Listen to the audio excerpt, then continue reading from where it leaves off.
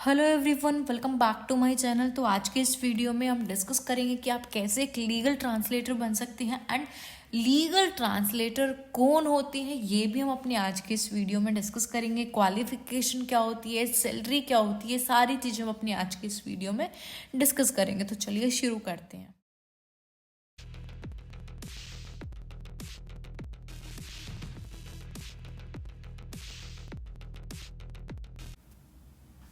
तो देखिए, जैसा कि आप सभी जानते होंगे कि एलएलबी एक प्रोफेशनल कोर्स है जिसे पास करके आप लोगों के साथ होने वाले अन्याय उनकी रक्षा कर सकते हैं और डिफरेंट गवर्नमेंट या प्राइवेट जॉब करने का प्राइवेट जॉब करके आप अच्छा जो है पैसा कमा सकते हैं इस फील्ड से, लॉ फील्ड से। और तो इस वीडियो में हम आपको बताएंगे कि लीगल ट्रांसलेटर कैसे बने और ये लीगल ट्रांसलेटर कौन होते हैं, क्या करते हैं, इनका वर्क क्या होता है, ठीक है। और एलएलबी डिग्री पास करने वाले जो भी मतलब लीगल ट्रांसलेटर जो हम कैसे बन सकते हैं। तो इंडिया में सभी लॉज जो बनाए गए हैं या लीगल डॉक्यूमेंट्स जो होते हैं इंडिया में, तो वो इंग्लिश लैंग्वेज में होते हैं, ये चीज़ आपको पता होगी। और जो लीगल डॉक्यूमेंट्स की इंग्लिश है वो थोड़ी अलग होती है। मतलब एक तो हमारी नॉर्मल इंग्लिश होती है और एक हमारी थोड़ी सी मतलब उससे हटके होती है, तो वो थोड़ी डिफरेंट होती है। वो लैंग्वेज, हमारी इंग्लिश लैंग्वेज थोड़ी डिफरेंट होती है मेनली, ठीक है।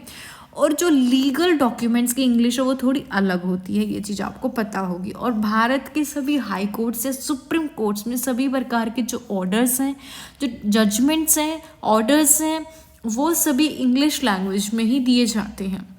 और अभी इस टाइम के अनुसार जो है लीगल डॉक्यूमेंट्स हैं उनको ट्रांसलेट भी किया जाता है हिंदी में। और सुप्रीम कोर्ट और हाई कोर्ट के ऑर्डर्स को भी हिंदी में अवेलेबल कराने का जो प्रोसीजर है वो चल रहा है, होता है। तो इंडिया में मेनली लैंग्वेजेस को इंडिया में क्या है, मेनली लैंग्वेजेस की नॉलेज होनी ज़रूरी होती है, जैसे हिंदी, इंग्लिश, ये चीज़ें आपको आनी चाहिए। तो अब आपको लीगल ट्रांसलेटर बनना है तो इसका एक अलग प्रोसीजर होता है, ठीक है।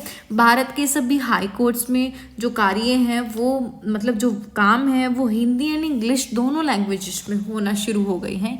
ये चीज़ आपको पता होगी कि ऐसा भी नहीं है कि पर्टिकुलर की हिंदी में ही कंपलसरी है, इंग्लिश में ही, दोनों लैंग्वेजेस में जो हमारे काम होते हैं वो किए जाते हैं, ठीक है। एंड बट सुप्रीम कोर्ट में आज भी बहुत से वर्क इंग्लिश में ही किए जाते हैं, बेसिकली ये चीज़ आपको पता होगी। तो इन ऑर्डर्स, जजमेंट्स को ट्रांसलेट करने के जो मतलब वर्क होता है वो एक लीगल ट्रांसलेटर का होता है। और इंग्लिश से हिंदी लैंग्वेज में ट्रांसलेट करने के लिए भी लीगल ट्रांसलेट करता है। ये चीज़ आपको पता होनी चाहिए कि कोई भी चीज़ अगर ट्रांसलेट करनी है हिंदी से इंग्लिश, इंग्लिश से हिंदी में, तो एक लीगल ट्रांसलेट करता है, उसे हम लीगल ट्रांसलेटर कहते हैं। तो इसीलिए एक लीगल ट्रांसलेटर बनने के लिए आपको इंग्लिश एंड हिंदी दोनों की अच्छी नॉलेज होनी चाहिए, दोनों के बारे में अच्छी आपको जानकारी होनी चाहिए कि इंग्लिश लैंग्वेज में क्या है, हिंदी लैंग्वेज में क्या। और आपको दोनों की नॉलेज है तो आप एक बहुत अच्छे लीगल ट्रांसलेटर बन के एक अच्छा पैसा कमा सकते हैं, ये चीज़ आपको पता होनी चाहिए। और अगर आप एक लीगल ट्रांसलेटर भी बनना चाहते हैं, मतलब आपको क्या है, एक अच्छी नॉलेज भी है, हिंदी इंग्लिश दोनों की अच्छी नॉलेज आपको अच्छे से आती है, तो एक लीगल डिक्शनरी ज़रूर पढ़े आप। उससे आपकी जो एक तो वोकैबलरी एंड आपकी जो मतलब नॉलेज है वो गेन होगी, उससे आपको इंक्रीज़ होगी।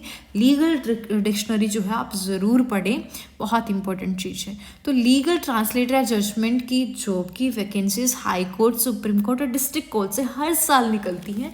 आप जब चाहो जो उन्हें फिल कर सकते हैं, उनका फॉर्म जो आप फिल कर सकते हैं जब भी वो वैकेंसीज निकलती हैं, उसका फ़ायदा आप उठा सकते हैं, ठीक है। ट्राई करने में तो क्या जाता है।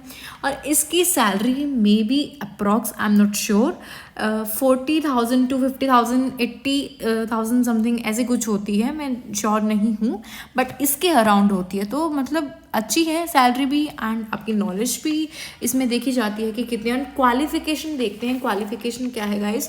क्वालिफिकेशन इसकी 3 years 5 years कोर्स एलएलबी या फिर BA-LLB की डिग्री आपने की होनी चाहिए।